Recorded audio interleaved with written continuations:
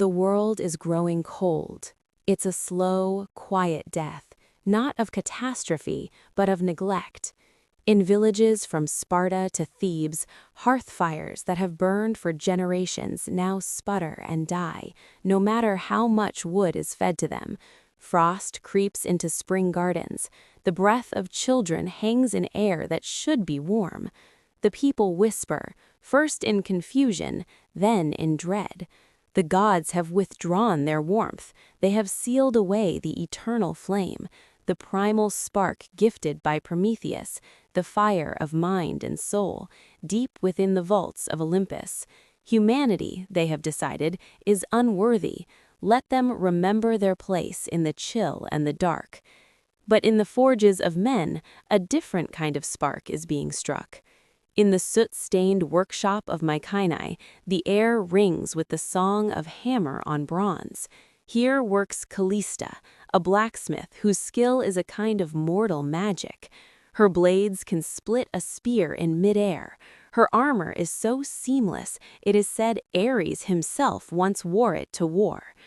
The gods notice, but only one descends. Hephaestus, the lame god of the forge, the outcast of Olympus, does not come for beauty. He comes because in Callista's movements, in her sweat and grit and creation, he sees something divine. One night, cloaked in the smoke of her own furnace, he meets her. He offers no promises, only his presence. The forge burns white-hot that night. 9 months later, a son is born, Ireos.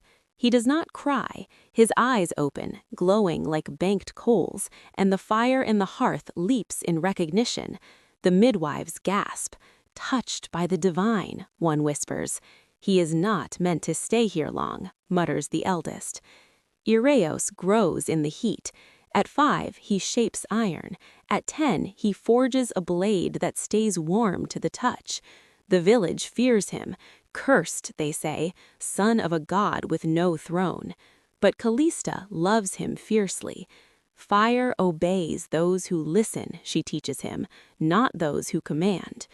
By 16, Ireos is a master, but as the world's cold deepens, a calling ignites within him. He is not made to serve kings, he is made to defy them. He must steal back what was stolen from humanity. He must take the eternal flame from the heart of Olympus itself. Before any great quest, one seeks guidance. Ireos travels to the dying oracle at Delphi. The temple is a corpse of its former self, stones cracked, altars cold. In a sunless chamber, the oracle sits, a woman woven from storm cloud and ash.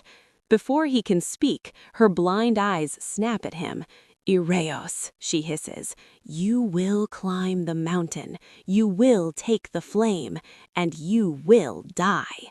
It is not a prophecy, it is a verdict. She speaks of jealous gods and the price of defiance, an eternity in chains. Ireos, fists clenched, steps forward. Then let me pay the price. The oracle's laughter is the sound of dry bones tumbling. You already are. His path is set, but to ascend Olympus, one must first descend. Legends say its roots are buried in the underworld, guarded by the oldest fear, Cerberus, the three-headed hound. Ireos does not forge a weapon. Over 3 days and nights, he crafts a collar of obsidian and iron, inlaid with the last ember from his mother's forge. Into it, he carves 3 names for the beast's 3 souls: memory, loyalty, grief. In the caverns beneath the world, he finds the monster sleeping on a bed of forgotten prayers. Ireos does not attack. He kneels, slips the collar on, and hums the lullaby his mother sang him. Cerberus stirs. 3 pairs of eyes regard him. The beast exhales, a hot, sad wind, and the gate to the upward path grinds open. Death has stepped aside. The climb is a war against the divine. The mountain itself resists him, shifting stones, screaming winds, cliffs that bleed his hands. Then silence. Hermes, messenger of the gods, appears not with thunder, but with a thief's smile. He leans casually against a rock, spinning a coin. The noble fire thief, a sweet, stupid, repeating story. Hermes makes no move to stop him physically. Instead, he offers a warning that is also a purse. You think you are Prometheus, you are not even a flicker. The flame you seek won't save your people, it will burn away everything you are. He presses 2 fingers to Ireos' chest. A cold thread, like frozen wire, twists into the demigod's heart. "My gift," he whispers, and vanishes. The curse takes root. With every step upward, Ireos feels himself eroding. The cold in his chest spreads, a counterpoint to the divine furnace he seeks. Olympus throws its fury at him, hailstorms of diamond, lightning that seeks his soul, whispers that promise only failure. He climbs through the ruins of forgotten god temples, statues of Zeus and Athena lying broken. He realizes a terrible truth. The gods are not powerful, they are afraid a mortal might succeed where they have failed. He breaches the cloud line. The summit is not a palace, but a barren, wind-racked plain, and at its center, on a pedestal of blackened stone, burns the eternal flame. It is not red or orange, but a pure, blinding white. It does not flicker, it watches. The cold curse in his chest screams in protest, but the ember of his forge-born heritage sings in answer. He approaches. The heat does not scorch, it recognizes. In that moment, he sees it all: the first campfire of man, the forges of Troy, the lamps of Athens, and the vulture tearing perpetually at Prometheus's side. He hears his mother's voice. Fire obeys those who listen. He does not seize the flame, he opens himself to it. For them, he whispers. The white fire pours into him. This is Hermes' curse fulfilled. It does burn away everything he is. His mortal form cannot contain it. Bones glow, skin cracks like cooling slag, his hair becomes molten gold. He is not holding the flame, he is becoming it. The brazier goes dark, cold for the first time in eons. The flame has a new vessel. Ireos does not walk down the mountain, he carries it down within him. Where his feet touch, frost melts and grass sprouts. The mountain no longer resists, it bows. He is a walking dawn. He returns to a frozen village. Wordless, he approaches a dead hearth, holds out a hand, and lets a single, gentle tongue of white fire leap from his fingertip.